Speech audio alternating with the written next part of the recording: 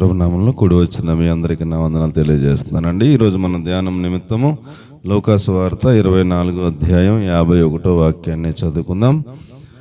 ఆయన పరలోకానికి వెళ్ళే ముందు ఒలీవల కొండ మీద కూడి ఉన్న 500 మంది ఇంచుమించు శిష్యులను ఆయన ఆశీర్వదించి వాళ్ళందరూ చూస్తూ ఉండగా అలాగ పరలోకానికి ఆరోహణమై వెళ్ళిపోయారట.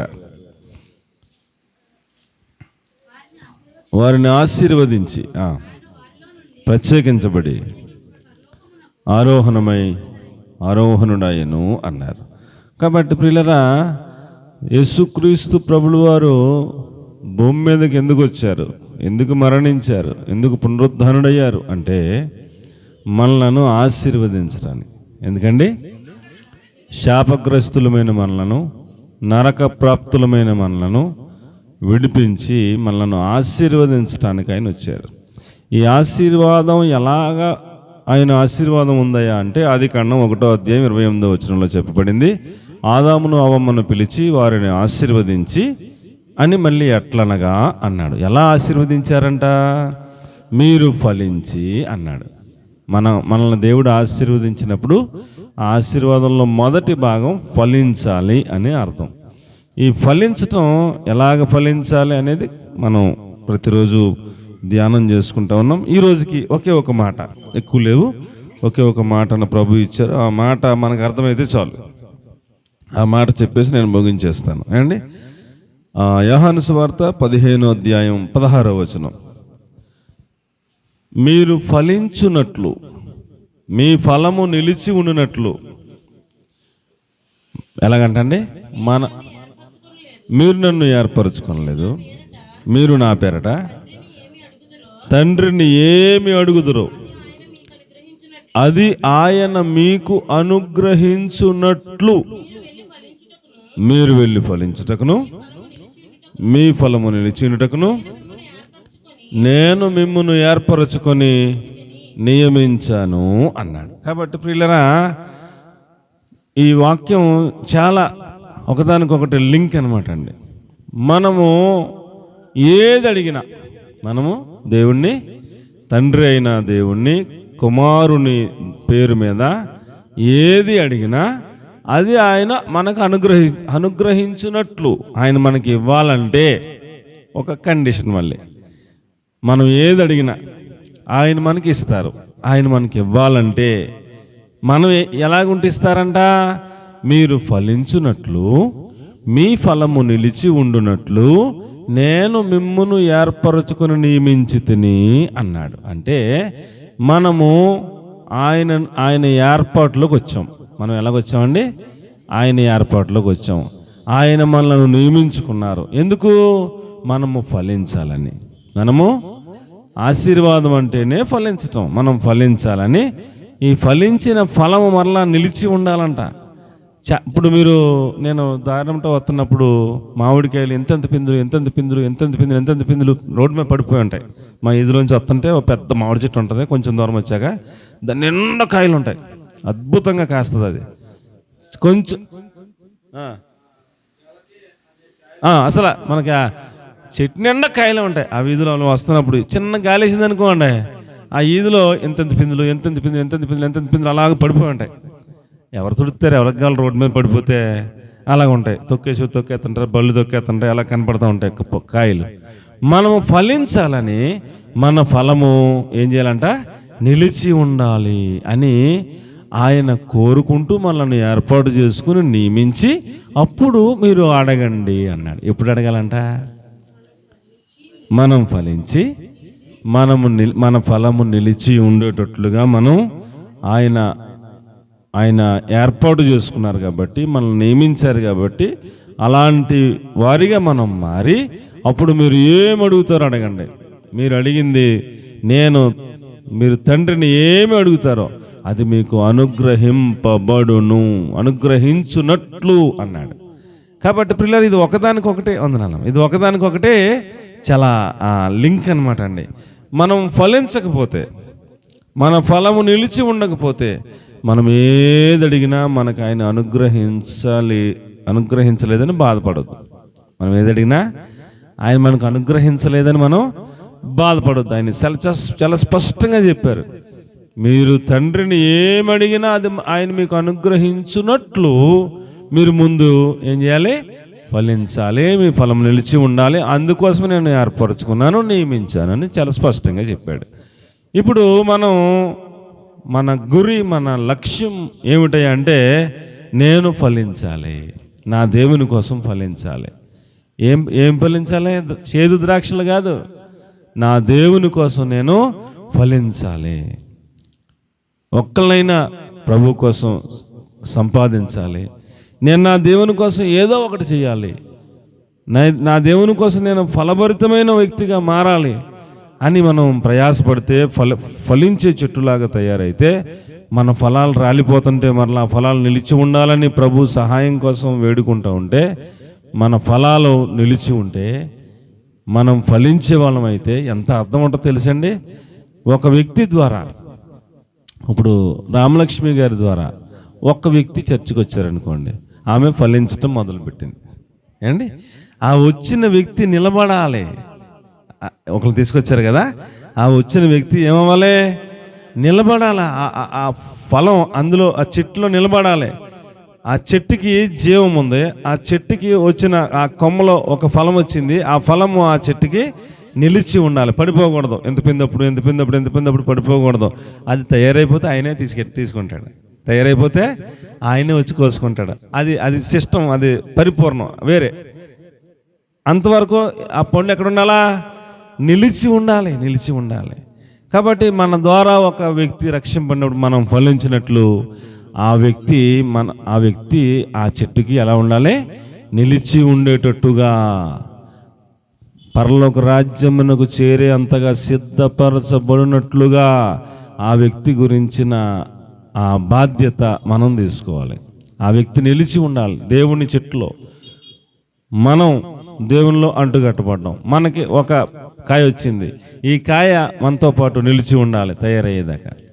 అలాగ మనం ప్రయాసపడితే మీరు ఏది అడిగినా అడగండి, మీకు తండ్రి ద్వారా నేను అనుగ్రహిస్తాను అని చెప్పాడు. కాబట్టి ప్రియులరా, మనం అందరం అన్నీ అడుగుతుంటాం. మన అందరికీ అనేక సమస్యలు ఉంటాయి, అనేక ఇబ్బందులు ఉంటాయి, అనేక శోధనలు ఉంటాయి, అనేక వ్యాధులు ఉంటాయి, అనేక ఆర్థిక ఇబ్బందులు ఉంటాయి, అనేక ఆశలు ఉంటాయి, అనేక కోరికలు ఉంటాయి, మన యొక్క అవసరతలు అన్నీ ఆయన అడుగుతూ ఉంటాం. కానీ అన్నీ జరుగుతలేదు. ఎందుకు జరుగుతలేదంటే ఆయన చెప్పినట్టుగా మనం అడుగుతలేదు. ఆయన చెప్పినట్టుగా మనం అడుగుతలేదు. అది మనకు అర్థమైపోతే ₹1,00,00,000 అండి. ఆయన చెప్పినట్లు అంటే మనం ఫలించటానికి ప్రయాసపడాలి, మన ఫలము నిలిచి ఉండటానికి ప్రయాసపడాలి.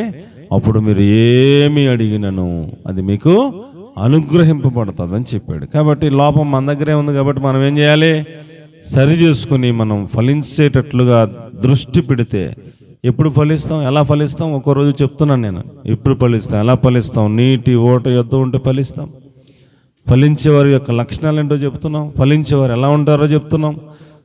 ఇవన్నీ మనం రాసుకుని ఆ వాక్యం మీద ధ్యానం చేసి ఆ వాక్యానుసారంగా మన జీవితాన్ని మలుచుకుని సిద్ధపడి ఫలభరితమైన వ్యక్తులుగా మనందరం మారిపోవాలి.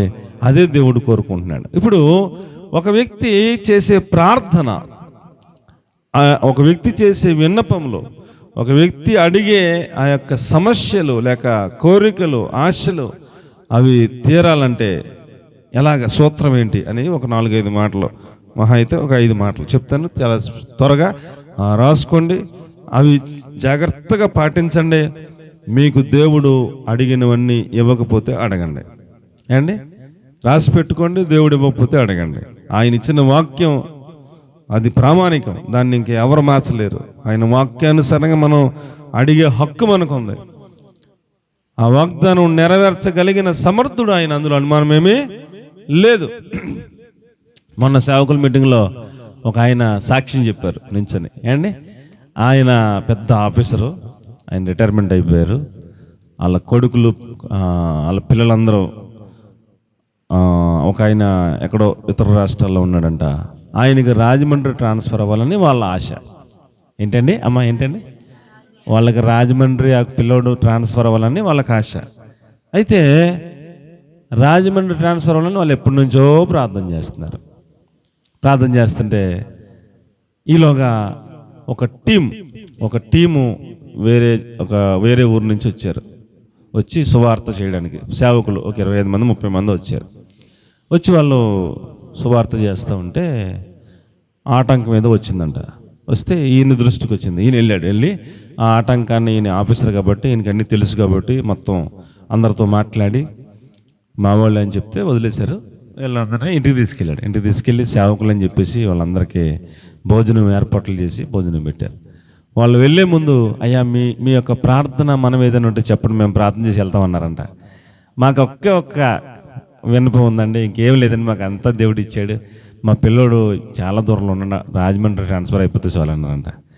వీళ్ళు ఇంచుమించుగా ఎంతమంది పాస్టర్లకు 2-3 ప్రార్థన చేశారంట. అందరూ ఏకీభవించారంట. ప్రభువా, నీ వాక్యాన్ని బట్టి మేము అడుగుతున్నాం, నీవు ఇచ్చిన వాక్యంలో నువ్వు చెప్పిన దాన్ని బట్టి మేము అడుగుతున్నాం నీ వాక్యాన్ని కోట్ చేసి వాళ్ళు ప్రార్థన చేసి వెళ్ళిపోయారంట. మళ్ళీ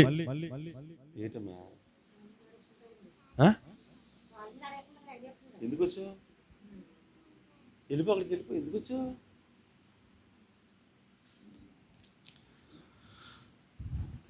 మళ్ళీ వారంలోనో మళ్ళీ వచ్చారంట. మళ్ళీ మా ఇంటికాడే భోజనం అని చెప్పాడంటే మళ్ళీ వచ్చారు. మళ్ళీ భోజనం చేశారు. వాళ్ళ సువార్త చెప్పి వెళ్ళిపోయారు. ఈ 2 నెలలు వచ్చేటప్పటికి ఆ ఇతర రాష్ట్రంలో ఉన్న ఆయన విజయవాడకు వచ్చాడు ట్రాన్స్ఫర్. అసలు ట్రాన్స్ఫర్ ఇచ్చే ఛాన్స్ లేదు, అసలు అవ్వదు. వాళ్ళ ప్రయత్నాలు చేశారు. సుమా పెద్ద ఐఏఎస్లతో వాళ్ళతో వీళ్ళతో చాలామందితో చెప్పించారు. వాళ్ళ ప్రయత్నాలు చాలా చేసేసారు. వాళ్ళు పెద్దలతో చెప్పించారు, అయినా అవ్వట్లా. వీళ్ళు ప్రార్థన చేశారు. మరుసటి నెలకు విజయవాడకు వచ్చేసాడు. చాలా ఆశ్చర్యపోయారు. మళ్ళీ వచ్చి మళ్ళీ ప్రార్థన చేశారు.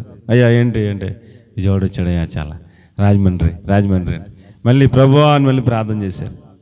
ఆ విజయవాడలో ఉన్న ఈయనకన్నా పెద్ద ఆఫీసరు అక్కడి నుంచి వెళ్ళిపోయే ముందు మనోడు కేకేసి, నీది నెగిటివ్ ప్లేస్ ఎక్కడని అడిగాడంట.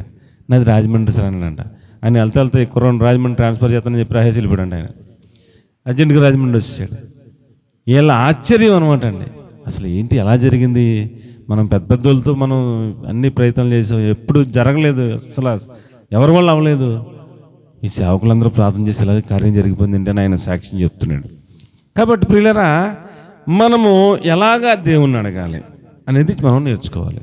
మనం ఎలాగ దేవుణ్ణి అడగాలనేది మనం నేర్చుకోవాలి. అంటే ఒక 5 మాటలు చాలా స్పష్టంగా చెప్తాను, మీరు జాగ్రత్తగా వినాలని మనం చేస్తున్నాం. మత్తయి సువార్త 18వ అధ్యాయం 19-20 వాక్యాలు. మత్తయి సువార్త 18వ అధ్యాయం 19-20 వాక్యాలు.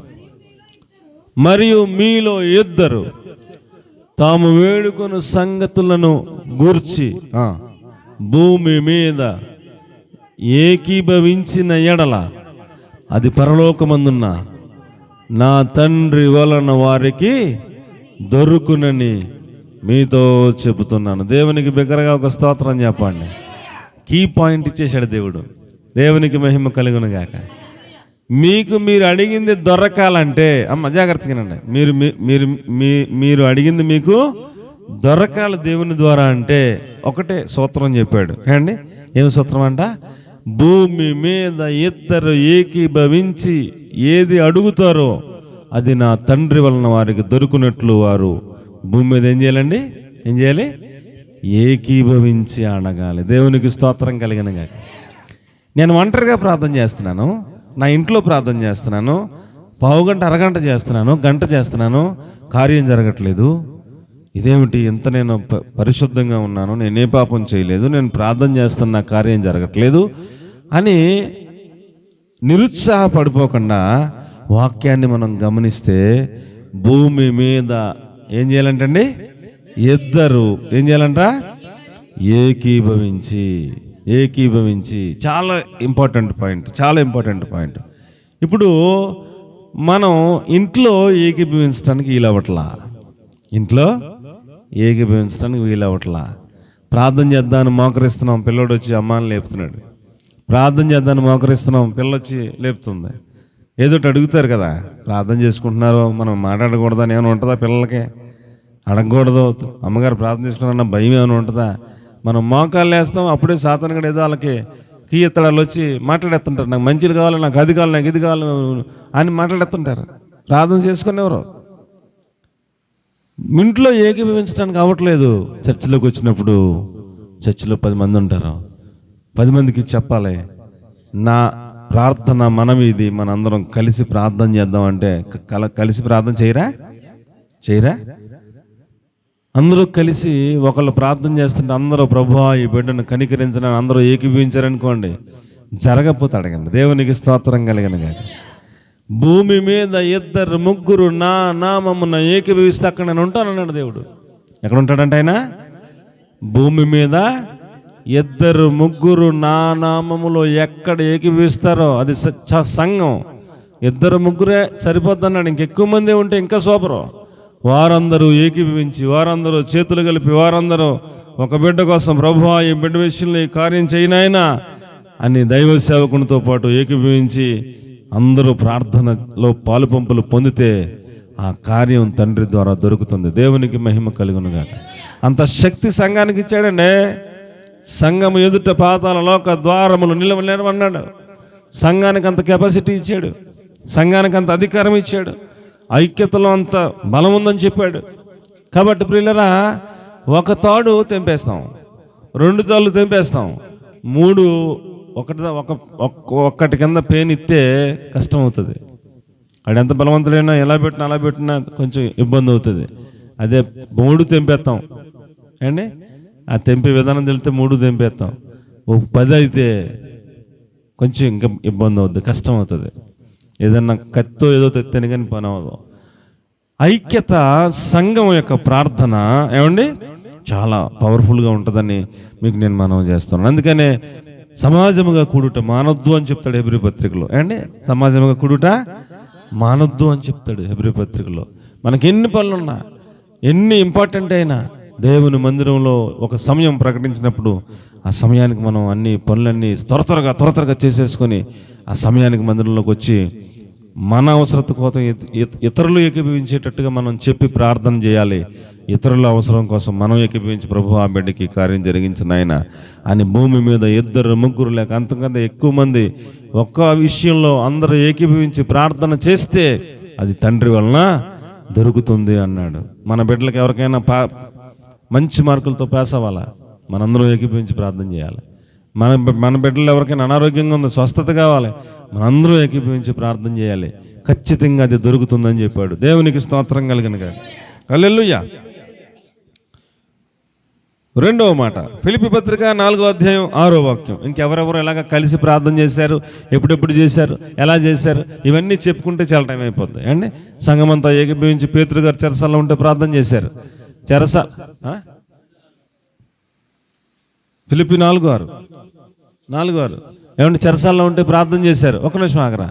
4 గేట్లు అండి, ఒక గేటు కాదు. ఇక్కడ ఒక గేటు, మెయిన్ గేటు, ఇక్కడ 4 సైనికులు, మళ్ళీ కొంచెం లోపలికి వెళ్ళి ఇంకొక గేటు, అక్కడ 4 సైనికులు, అలాగ 4 గేట్లు 16 మంది సైనికులు ఉన్నారు. ఆ తర్వాత వేశారు ఈయన్ని జైల్లో. ఇప్పుడు బయటికి రావాలంటే ఎన్ని గేట్లు దాటికి రావాలా? 4 గేట్లు దాటికి రావాలా? అసాధ్యం, పని అవ్వదు, అస్సలు పని అవ్వదు. ఒక్క గేటు కాడ 4 ఉంటేనే పని అవ్వదు. 16 మంది ఉన్నారు ఈయన కోసం కాపలా, ఎలాగవుతుంది? కానీ సంఘం అత్యాశక్తితో మొత్తం అందరూ కలిసి ప్రార్థన చేస్తున్నారంట. 2-3 ఏకీభవిస్తేనే చాలురా బాబు అని దేవుడు చెప్తుండే. సంఘం అంతా అత్యాశక్తితో ఎవడు ఇంటికి వెళ్ళకుండా ప్రభు మాకు కార్యం చేస్తాం లేదని అందరూ పట్టుబట్టేస్తే దేవుడు వెంటనే దేవదూతను పంపించారు. వెంటనే పంపించారు. దేవదూతకి అడ్డమేముంది? గేట్లు అడ్డమా లేకపోతే ఏమంటుంది దేవదూతకి? దేవదూత లోపలికి వెళ్ళారు, అవన్నీ సంఖ్యలన్నీ తీసి మనవాడిని బయటకు తీసుకొచ్చారు. అక్కడికి వెళ్ళిపో, ప్రార్థన జరుగుతున్నా అక్కడికి వెళ్ళిపో అని చెప్పేసి పంపించారు. తెల్లారులు వేసే సైనికులందరూ ఎత్తుకుంటున్నారు. ఏంటి ఏమైపోడు? లోపల ఎక్కడెక్కడ ఉన్నాయి, తలాలు ఎక్కడెక్కడే ఉన్నాయి, అన్నీ ఎక్కడెక్కడ ఉన్నాయి, మన అందరం ఎక్కడ అక్కడే ఉన్నాం. అసలు ఎలాగ వెళ్ళాడు, ఇది ఎలాగ సాధ్యం అని అలా బుర్రపా తీసుకుంటున్నారు. దేవునికి అసాధ్యమైందేమీ లేదు. అది ఆరోగ్య సంబంధమైందైనా, అది ఆర్థిక సంబంధమైందైనా, అది ఇంకోటైనా అది ఏదైనా అసాధ్యమైందేమీ లేదు. అందుకని సంఘముగా మనం అందరం ఏకీభవించి ఏం చేయాలి? ఒక సమస్య గురించి ప్రార్థన చేస్తే మనకెందుకులే అనుకుంటే మిగతా వాళ్ళు అందరూ ప్రార్థన చేస్తుంటే మౌనంగా ఉంటే, ఏకీభవించుకుని ఉంటే, ప్రభువా ఈ బిడ్డ కార్యం చేయని అనకుండా మన గొడవ కాదు కదా అన్నట్టు కూర్చుంటే ఉపకారం ఏముంది? ఏదైనా ఒక విషయం గురించి ప్రార్థన చేస్తున్నప్పుడు అందరూ చేతులెత్తి అందరూ మనసులో ప్రభువా ఈ కార్యం చేయను ఆయన, మా దైవ సేవకులు ఎవరి గురించి అయితే ప్రార్థన చేస్తున్నా కార్యం చేయ ప్రభు అని అందరూ ఏకీభవించి అందరూ మనసులో ఒక్క ఐక్యత కలిగి ప్రార్థన చేస్తే ఎందుకు జరగదు? ఖచ్చితంగా జరుగుతుంది. ఇలాగ చెప్పుకుంటూ వెళ్తే ఎన్నో కార్యాలు జరిగినాయి. రెండవ మాట ఫిలిప్పీ 4:6లో దేనిని గూర్చి కూడా చింతపడద్దు, అది ఏ సమస్య అయినా సరే ఏం చేయమంటారు? ప్రతి విషయంలోనూ ప్రార్థన చేయండి, విజ్ఞాపన చేత కృతజ్ఞతాపూర్వకంగా మీ మనవులను దేవునికి తెలియజేయండి అన్నాడు. ఎలాగ చేయాలంట? దేవునికి మన ప్రార్థన విజ్ఞాపనలు విన్నపాలన్నీ ఎలా తెలియజేయాలంటండి? ముందు ప్రార్థన చేయండి, ముందేం చేయండి? ఫస్ట్ ఏకీభవించి చేయండి. ఏం చేయండి అమ్మ? ఫస్ట్ ఏం చేయాలి? మీరు బాగా గుర్తుపెట్టుకోవాలి, ఏకీభవించి చేయాలి. ఒక్కదాన్ని నేను చేసేసుకుంటున్నానండి అవదు. ఏకీభవించి, ఇద్దరు ముగ్గురు అంతకంటే ఎక్కువ మంది ఏకీభవించి ప్రార్థన చేయండి. అది మొదటి పాయింట్. రెండో దాంట్లోకి వచ్చేటప్పటికి ఏకీభవించి ప్రార్థన చేస్తూ కూడా ఎలా చేయాలి? ప్రార్థన చేయాలి అందరూ ఏకీభవించి, మరలా విజ్ఞాపన చేయాలి అందరూ ఏకీభవించి. ఆ విజ్ఞాపన ప్రార్థన ఎలా చేయాలి? కృతజ్ఞతాపూర్వకంగా చేయాలి. ప్రభువా మా పితరులకి ఆ కార్యం చేసిన దేవా, ఇప్పుడు ఈ కార్యం చేసిన ప్రభువా, మేమందరం నీకు కృతజ్ఞతలు చెల్లిస్తున్నాం ప్రభువా, మా జీవితాల్లో మీరు చేసిన మేలును బట్టి మీకు కృతజ్ఞతలు తండ్రి, thank you lord, thank you God అని కృతజ్ఞతాపూర్వకంగా ఈ సమస్యను నువ్వు చేయగలిగిన సమర్థుడు అని మీకు కృతజ్ఞతాస్తుతులు స్తోత్రాలు చెల్లిస్తూ ఉన్నాం. ఈ వ్యాధిని మీరు స్వస్థపరచగలిగిన సమర్థుడు అని మీకు కృతజ్ఞతాస్తుతులు స్తోత్రాలు చెల్లిస్తూ ఉన్నాం. ఈ బిడ్డను పాస్ అయ్యేటట్లుగా మీరు చేయగల సమర్థుడు అని మీకు కృతజ్ఞతాస్తుతులు స్తోత్రాలు చెల్లిస్తూ ఉన్నాం. ఈ ఆర్థిక ఇబ్బందుల నుంచి విడిపించగల గొప్ప దేవుడు అని మీకు కృతజ్ఞతాస్తుతులు స్తోత్రాలు చెల్లిస్తూ ఉన్నాం అని మన విజ్ఞాపనను కృతజ్ఞతాపూర్వకముగా మనం ఆయనకు తెలియజేయాలన్నాడు అండి. మనం చేసే ప్రార్థన ఎలా చేయాలంట? ఏకీభవించి చేయాలి. చెప్పండి అమ్మా, ఎలా చేయాలి? ఏకీభవించి చేయాలి. మనం చేసే ప్రార్థన కృతజ్ఞతాపూర్వకంగా చేయాలి. ఎలా చేయాలంట? కృతజ్ఞతాపూర్వకంగా చేయాలి. ఇప్పుడు అమ్మా నా వైపు, ఇప్పుడు ఒక ఆఫీసర్ గారు ఉన్నారు. ఆ ఆఫీసర్ గారి దగ్గరికి మనం మనవిని మనం పట్టుకెళ్ళాం కాయంతో రాసి. ఎలా రాస్తాం? అయ్యా అంటాం అని మన మనవులన్నీ రాసి కింద ఏమండి ఎలాగ దానికి ముగింపిస్తాం? ఈ కార్యము నాకు చేయగలందులకై మీకు వందనములు అన్నట్టుగా ముగిస్తాం. అవునా కదా? చేస్తే చేయలే ఎత్తలేదు నీ ఎట్టమని ముగిస్తారా ఎవడన్నా?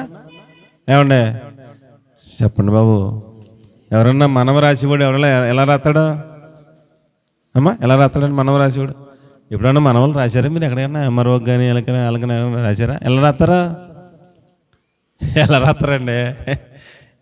ఇప్పుడు గ్యాస్కి వెళ్తే గ్యాస్ ఒకటి రాయమంటాడు, పేపర్ రాసికి రాయమంటాడు. మీరు ఇన్ని నెల బతికెళ్ళదు కాబట్టి మీకు చచ్చిపోయింది, మళ్ళీ బతికించి మళ్ళీ లెటర్ రాయమంటాడు. ఎలా రాస్తాం?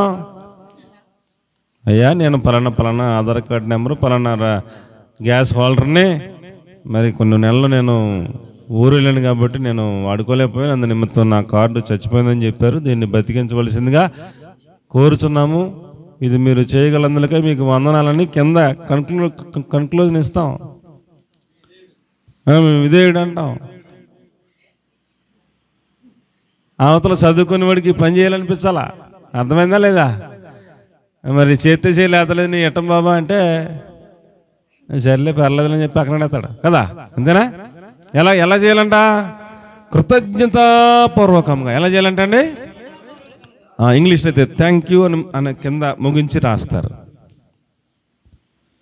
మీరు ఈ కార్యము చేయగలందులకై మీకు వందనములు అన్నట్టు థ్యాంక్ యూ అన్నట్టుగా ఉంటుంది వ్యవహారం. కాబట్టి మనము మన ప్రార్థనలు మన విన్నపాలు ఎలా తెలియజేయాలంట? ప్రభావం మరి నాకు అది కావాలి ఎత్తవలేదా? అలా కాదు. ఎలాగంట? కృతజ్ఞతాపూర్వకంగా. ఎంత గొప్ప దేవుడు నాయన, అద్భుత కార్యాలు చేసిన ప్రభువా, ఆది కాండం నుంచి ఈ కాలం వరకు కూడా ఎన్నో కార్యాలు చేసిన ప్రభువా, మహాదేవుడా, నా జీవితంలో ఎన్నో కార్యాలు చేసిన మహాప్రభో, ఈ కార్యం మీరు చేయుచున్నందులకై మీకు కృతజ్ఞతాస్తుతులు చెల్లిస్తూ ఉన్నాను అంటూ మన మనవులను మన ప్రార్థనలను మనం ఎలాగ మనవి చేసుకోవాలంట? కృతజ్ఞతాపూర్వకముగా ఆయనకు తెలియజేయాలన్నాడు. అర్థమైతే స్తోత్రం చెప్పండి. మొదట ఏం చేయాలి? నేను ఒక్కదాన్ని చేసుకుంటాను, ఎవరికి చెప్పను, ఏకీభవించను అంటే మనం పొందుకోలేము, ఫెయిల్ అయిపోయినట్టే. రెండోది ఏమంటే ఏకీభవించి ప్రార్థన చేయాలి భూమి మీద, అది దేవుని తండ్రి ద్వారా మనకు దొరుకుతుంది. రెండవది కృతజ్ఞతాపూర్వకంగా తెలియజేయాలి, అవి అప్పుడు దొరుకుతుంది. మూడవది ఏమండి చాలా సింపుల్గా మీరు అర్థం చేసుకోవాలి, అలాగే మనం సాధన చేయాలి, అప్పుడు మనం పొందుకుంటాం. మార్కు 11:24 మనము అడిగినవన్నీ మనం పొంది ఉన్నామని నమ్మి మనము ప్రార్థన ముగించాలి, విశ్వాస సహితమైన ప్రార్థన చేయాలి. అందుచేత ప్రార్థన చేయనప్పుడు మీరు అడుగుచున్న వాటి నెలను పొంది ఉన్నామని నమ్ముడి, అప్పుడు అవి మీకు కలుగునని మీతో చెప్పుచున్నాను అన్నాడు. ఏమండి, నెంబర్ 1 ఏకీభవించి చేయాలి, నెంబర్ 2 కృతజ్ఞతాపూర్వకంగా చేయాలి, నెంబర్ 3 ఏది అడిగామో అది ఇస్తాడని నమ్మకంతో చేయాలి. నా మాట ఏమైనా అర్థమవుతుందంటారా? ఏమండి, ఎలా చేయాలంట? ప్రభువా మరి నాకు స్టేట్ ఫస్ట్ రావాలని ప్రార్థన చేస్తుంది పిల్ల. అండి, స్టేట్ ఫస్ట్ వస్తుందా? నాకన్నా ఎంతోమంది తెలివిలు ఉంటారు, చాలా మేధావులు ఉంటారు, నాకు స్టేట్ ఫస్ట్ వస్తుందా అని నీకే డౌట్ ఉంటే మరి ఎందుకు అడుగుతున్నావు? అడిగేటప్పుడు అడిగింది ఎలా అడగాలంట? ఆయన చేయగలడు, చేస్తాడని నమ్మకంతో అడగాలంట.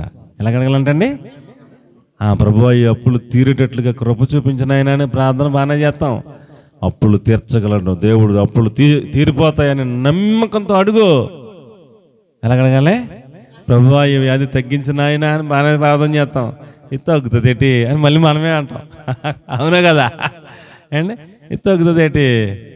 ఎవరన్నా సందర్భం వస్తుంది, ఎవరన్నా వచ్చి అమ్మ ఎలాగుందమ్మా, ఏముందమ్మా ఇంకా ఎంతకంతే అమ్మమ్మ పరిస్థితి, ఇంకా వయసు అయిపోతుంది కదమ్మా, అది మరి అందరూ సంఘంలో ప్రార్థన చేస్తున్నారు కదమ్మా అందనుకోండి. అవతలవాడి చేస్తానమ్మా ఇంకా తగ్గలేదమ్మా, ఇది తగ్గుతుంది ఏంటమ్మా? మనకే ఏముండదండి, దేవుడు చేస్తాడన్న నమ్మకం మనకేముండదు. ఇంకా మరి ఎలాగ పని అవుద్ది అండి? ఎలా పని అవుద్ది? మీరు ఏదైతే అడుగుతున్నారో అది ఆయన ఇచ్చేసాడని నమ్మి ప్రార్థన చేయండి అన్నాడు. ఎలాగంట? మనం ఏదైతే అడుగుతున్నామో అది ఆయన ఇచ్చేసాడని నమ్మేయాలంట. ఇంక ఇవ్వలా కానీ మనం ఎంత నమ్మాలంట? ఇచ్చేసాడు అని నమ్మాలంట. అప్పుడైతే మీకు దొరుకుద్ది అన్నాడు. కాబట్టి మనం అడిగింది ఎంత పెద్దదైనా, అది పర్వతం లాంటిదైనా, అది ఎంత కష్టమైనదైనా, అవతల మనకన్నా పెద్ద బలవంతుడు ఉన్నాడు అయినా సరే పర్లేదు, మనం అడిగింది ఇస్తాడు అని అంత నమ్మకంతో మీరు అడిగి ఇచ్చేసాడని అంత కాన్ఫిడెంట్గా దేవుని పైన విశ్వాసం పెట్టుకోగలిగితే అది మీకు దొరుకుతుంది అన్నాడు. కాబట్టి అడుగువాడు సందేహించకుండా అడగాలి. అడుగువాడు ఏం చేయాలండి? సందేహించకుండా అడగాలి. ఒక కుమారుణ్ణి ఒక తండ్రి తీసుకొచ్చి యేసుప్రభు వారిని దగ్గర తీసుకొచ్చి యేసుప్రభు ఉన్నారని అడిగితే శిష్యులు అన్నారు, ఆయన కొండ మీదకి వెళ్ళారు, ప్రార్థనలో ఉన్నారు. ఏటిని సమస్య అన్నారు. ఏముంది బాబాయ్, మా పిల్లడు అగ్నిలో దూకేస్తున్నాడు, నీళ్ళలో దూకేస్తున్నాడు, ఎప్పుడు చచ్చిపోతాడో తెలుస్తలేదు బాబు, నేను కాయలేకపోతున్నాను, మీరు అద్భుతాలు చేస్తారని అందరూ చెప్తుంటే వచ్చాను బాబు, యేసుప్రభు ఉంటే ప్రార్థన చేస్తే తగ్గిపోద్దని వచ్చానంటే, మేము ఉన్నాం కదా 12 మంది ఏకలేజనలో మేము ప్రార్థన చేస్తాం తగ్గిపోద్ది అన్నారు. ఇలా రాత్రి అంతా ఒకళ్ళ తర్వాత ఒకళ్ళు చాలా ప్రార్థన చేశారు, కానీ పిల్లడికి తాకపోతే పొద్దున్న యేసుప్రభు వచ్చి ఏంటి ఇక్కడంతా అడబడిగా ఉన్నారు ఏంటంటే, అప్పుడు ఇతను చెప్తున్నాడు, అయ్యా మీరేనా యేసుప్రభు? నేనే అంటే, అయ్యా నీ వలన అయితే అంత మా పిల్లోడికి ప్రార్థన చేయ బాబా అంటున్నాడు. అంటే అంత సందేహం వచ్చేసింది మనోడికి. వచ్చేటప్పుడు ఎలాగొచ్చాడు? యేసుప్రభు అద్భుత కార్యాలు చేస్తున్నాడంట, చాలా కార్యాలు చేస్తున్నాడంట, అందరూ చెప్తున్నారు సాక్ష్యాలు, మా పిల్లడు బాగుపడిపోతారని నమ్మకంతో వచ్చాడు. ఇప్పుడు శిష్యులను అందరూ ప్రార్థన చేసిన తగ్గపోసరికి మనోడికి ఏమొచ్చేసింది? సందేహం వచ్చేసింది. 12 మంది ప్రార్థన చేశారు అయినా తగ్గలేదు. అయ్యా నీ వలన ఏమన్నా అవుద్దా అని అడుగుతున్నాడు యేసుప్రభుని. అప్పుడు యేసుప్రభు ఒకటే ఒక మాట, నమ్ముట నీ వలన అయితే నమ్మువానికి సమస్తము సాధ్యమే. అయ్యా నమ్మకంతోనే వచ్చాను కానీ సందేహం రాకుండా నువ్వే సాయం చేయ బాబా అని ఆయనకే అప్పీల్ చేశాడు, రిక్వెస్ట్ పెట్టాడు. సరే ఓకే అని ఒక్క మాట గద్దించాడు. ఆ కుర్రోడ్ని పట్టుకున్న అగ్నిలో దూకించే దెయ్యం, నీళ్ళలో దూకించే దెయ్యం వదిలిపెట్టిపోయింది. కుమారుడు స్వస్థపడిపోయాడు. కృతజ్ఞత చెల్లించి అయ్యా వందనాలయ్యా అని పాదాల మీద పడి దేవుని కృతజ్ఞతుడై వాళ్ళ పిల్లల్ని తీసుకెళ్ళిపోయాడు. శిష్యులు సీక్రెట్గా అడిగారు, ప్రభువా మరి మేం చేస్తే ఎందుకు విడుదల రాలేదంటే ఉపవాసము ద్వారా నీ కార్యాలు జరుగుతాయని చెప్పాడు. మామూలుగా ప్రార్థన చేస్తే అవదనన్నా, ఉపవాసం ద్వారానే అవుతాయని చెప్పాడు. మీరు కూడా ఉపవాసం ఉంటారు, నేను తండ్రి వద్దకు వెళ్ళిపోయాక మీరు కూడా ఉపవాసం ఉంటారు, మీరు కూడా శక్తిని పొందుకుంటారు, మీరు కూడా చేస్తారు, కంగారు పడకండి అని చెప్పాడు. దేవునికి స్తోత్రం కలిగిన. కాబట్టి ప్రియులరా, మనం ఏదైతే అడుగుతున్నామో అది ఎలా అడగాలంటే వాళ్ళ ప్రార్థన చేస్తున్నారు కానీ ఆ కార్యం జరుగుతుందని అంతా ఆయనకున్నంత కాన్ఫిడెంట్ వీళ్ళకే లేదు. అది తర్వాత ఉపవాసాలు ఉన్నప్పుడు వచ్చింది కాన్ఫిడెంట్. తర్వాత వెళ్తా దారిలో యేసు నామములో వదిలిపోను కాకంటే పౌలు గారు చెప్పిన వదిలిపోతుంది, పేతురు గారు చెప్పిన వదిలిపోతుంది, ఏ శిష్యుడు చెప్పిన గడగడగలాడుతుంది వెళ్ళిపోతున్నాయి. అప్పుడు కాన్ఫిడెంట్ వచ్చింది, ధైర్యం వచ్చింది, నమ్మకం కుదిరింది. ఏళ్ళు చెప్తున్నా సరే కార్యాలు జరుగుతున్నాయి. కాబట్టి మనం ఏది అడుగుతున్నామో అది ఎలా అడగాలంటండి, ఎలా అడగాలంట? నమ్మకంగా అడగాలి, నమ్మకంగా అడగాలి. మనం ఏదైతే అడుగుతున్నామో దాని మీద మనకి విశ్వాసం ఉండాలి. ఏమండి, ఇప్పుడు ఈ పాపే ఉందనుకోండి, ప్రభువా మా కాలేజీ పోస్ట్ ఈయన అడుగుతుంది అనుకోండి, లోపల ఈ పిల్లకి కాలేజీ పోస్ట్ నేను వస్తానా అనిపిస్తుంది అనుకోండి, అడగకూడదు. కాలేజీ పోస్ట్ వస్తానా నేను అనిపించింది అనుకోండి, అసలు ఆ ప్రార్థన చేయకూడదు. ఇంకా ఒకవేళ లోపల కాలేజీ పోస్ట్ దేవుడు ఇస్తాడు అని నమ్మకం కుదిరిందనుకోండి, ప్రతిరోజు అడగాలి, నా దేవుడు నాకు ఇస్తాడన్న నమ్మకం ఉంటే అడగాలి. ఇవ్వకపోతే అప్పుడు చెప్పాలి, నేను నమ్మకంతో అడిగాను, విశ్వాసంతో అడిగాను, నా దేవుడు ఇస్తాడని నేను హృదయపూర్వకంగా నమ్మని అడిగాను, నా దేవుడు నాకు ఇచ్చాడని సాక్ష్యం చెప్పుద్ది. కానీ ఇంక వేరే ఏదేమో ఉండదు, అయిపోద్ది, పని అయిపోద్ది అంతే. ఆ విశ్వాసం ఏంటండి? ఆ విశ్వాసం, నమ్మకం ప్రభు మీద. నా ప్రభు నాకు ఇచ్చేశాడు అన్న నమ్మకంతో అడగాలి. ఆ కాలేజీ పోస్ట్ అవ్వచ్చు, డిస్ట్రిక్ట్ పోస్ట్ అవ్వచ్చు, స్టేట్ పోస్ట్ అని అడగవచ్చు. నమ్మకం ఉంటే ఏంటండి, నా దేవుడు నాకు ఇస్తాడు అన్న నమ్మకం పరిపూర్ణంగా ఉంటే అడుగు ఏదైనా సరే. ఇవ్వకపోతే అప్పుడు చూడు. ఆ నమ్మకం కుదురుతలేదు లోపల, అబ్బే స్టేట్ పోస్టే అనిపించింది, జిల్లాకు వచ్చాయి, జిల్లా పోస్టే అనిపించింది, పోనీ కాలేజీకి వచ్చాయి, కాలేజీ పోస్టే అనిపించింది, పోనీ 70-80 అని ప్రభు అని అక్కడికన్నా వచ్చాయి, అప్పుడు కూడా నమ్మకం లేదు.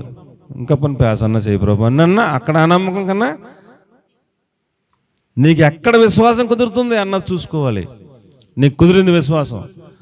ఒకరు మంచి సాక్ష్యం చెప్పారు, నా కుమారుడు స్టేట్ పోస్ట్ రావాలి ప్రభు, నా తల్లి నమ్మకంగా ప్రార్థన చేసిందంట.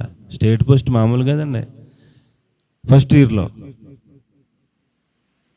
అత్తమానం రోజు ప్రార్థన చేస్తుంటే స్టేట్ పోస్ట్ అంత ఆశ కదా, అద్దం ఉండాలి బత్తి, కానీ స్టేట్ పోస్ట్ కావాలంట అనుకునేవారు అందరూ. ఆ పిల్లడు స్టేట్ పోస్ట్ వచ్చేసాడు. సెకండ్ ఇయర్లో కూడా ప్రార్థన చేసింది, సెకండ్ ఇయర్ కూడా స్టేట్ పోస్ట్ వచ్చేసాడు. ఆ విశ్వాసపు పరిమాణాన్ని బట్టి ఉంటుంది. దేవునికి స్తోత్రం కలిగిన కాక, మనం నమ్మిన దాన్ని బట్టి ఉంటుంది రిజల్ట్. దేవునికి స్తోత్రం కలిగిన కాక, అది వ్యాధి అయినా, అది అప్పులైనా, అది అనారోగ్యమైనా, అది ఏదైనా మనం అడిగింది దేవుడు ఇవ్వాలంటే మనము ఆయన ఇస్తాడని అంత నమ్మకంతో ఇచ్చేశాడు అని అంత విశ్వాసంతో మనం ఆయనకి అడగాలి అని దేవుని వాక్యం తెలియజేస్తుంది. కాబట్టి పిల్లరా, మనం ఆయనను ఏదైతే అడుగుతున్నామో అది ఆయన ఇచ్చేశారు అని నమ్మి అడగాలని చెప్తున్నాడు. అప్పుడు మీరు పొందుకుంటారని చెప్తున్నాడు. 4వది 1 యోహాను 5:13, మనం అడిగేది ఆయన చిత్తానుసారంగా అడగాలి. మనం అడిగేది ఎలాగ అడగాలండి? ఇవన్నీ పాయింట్లు ఉంటాయండి, అమాయకంగా అడిగేస్తే పని అవ్వదు. మనం అడిగేది ఆయన చిత్తానుసారంగా అడగాలి. ఒకడు ప్రభువా మరి నాకు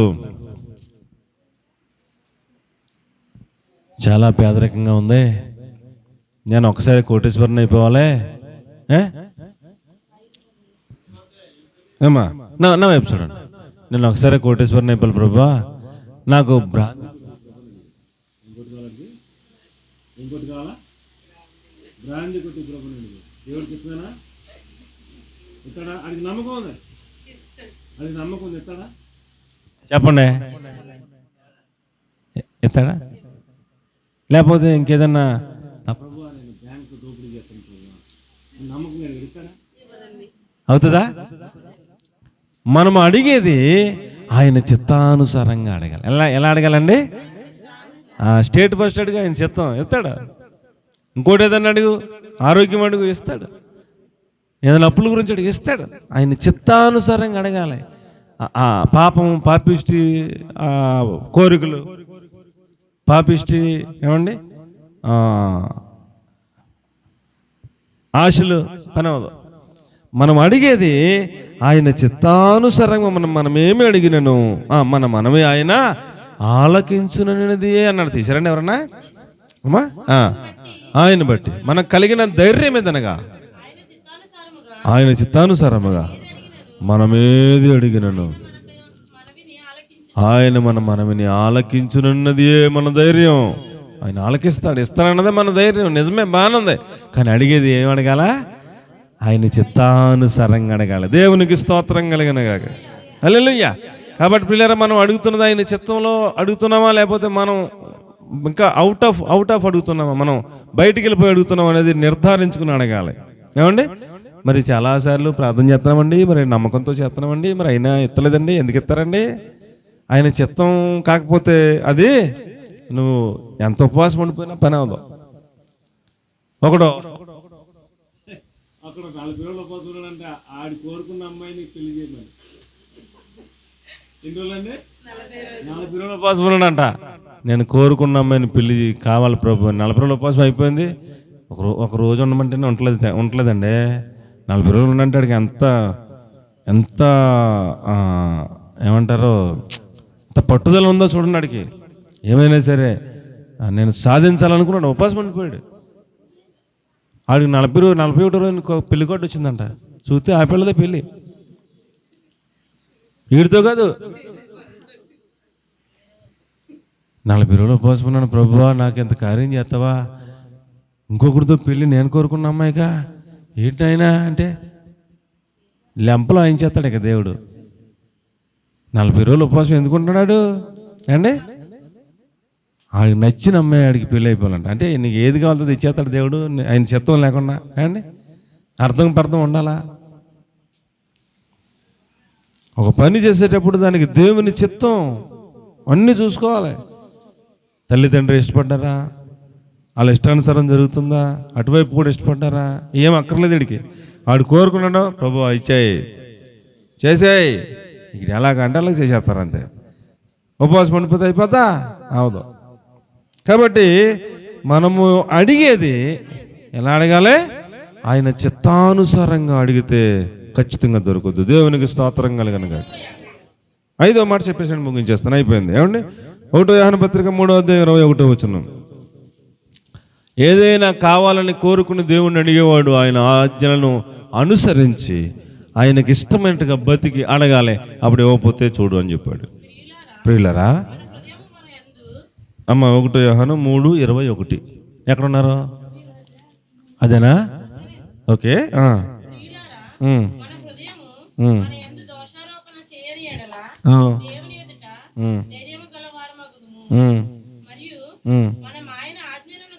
అది కావాలి నాకు. మనం ఆయన ఆజ్ఞలు గైకొనుచు ఆయన దృష్టికి ఇష్టమైనవి చేయుచున్నాము గనుక మనమేమి అడిగినను అది ఆయన వలన మనకి దొరుకును. దేవునికి స్తోత్రం కలిగిన గాక. నీవు ఆయన ఆజ్ఞలు పాటించో, ఆయనకి ఇష్టమైనట్టు బతుకో, నీకు ఇష్టమైనట్టే బతుకుతావు, ఏదొడుగుతుంది ఎలాగిచ్చేస్తారా అండి? మనం ఆయన ఆజ్ఞలను గైకొనే బిడ్డలమైతే, దొంగతనం చేయకుండా, అబద్ధాలు ఆడకుండా, పొరుగుబాటు దర్శించకుండా, అన్యాయం చేయకుండా, అక్రమంగా బతకకుండా, నీతి న్యాయాలు కలిగి దేవుని ఆజ్ఞలను కడుపులో పెట్టుకుని భయభక్తులతో జీవిస్తూ అడుగు. ఆయనకి ఇష్టానుసారంగా బతికి అడుగు. మనం అడిగింది ఆయన ఏది అడిగినను. మళ్ళీ చదవమ్మా, ఎంత బాగా చెప్పాడు?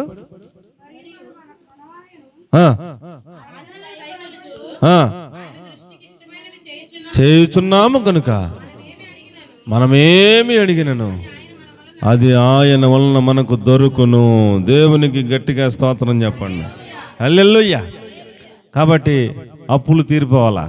ఏం చేద్దాం చెప్పండి? అప్పులు తీరిపోవాలా ఏం చేద్దాం చెప్పండి అమ్మా? ఏం చేద్దాం? ఆయనకి ఇష్టమైనట్టు బతకాలి. ఎలాగా? దేవునికి ఇష్టమైనట్టు బతకాలి. ఆయన ఆజ్ఞల ప్రకారం జీవించాలి. అప్పుడు అడిగితే ఇవ్వకపోతే అప్పుడు చూడన్నాడు, ఖచ్చితంగా ఇస్తానన్నాడు. ఏమండి?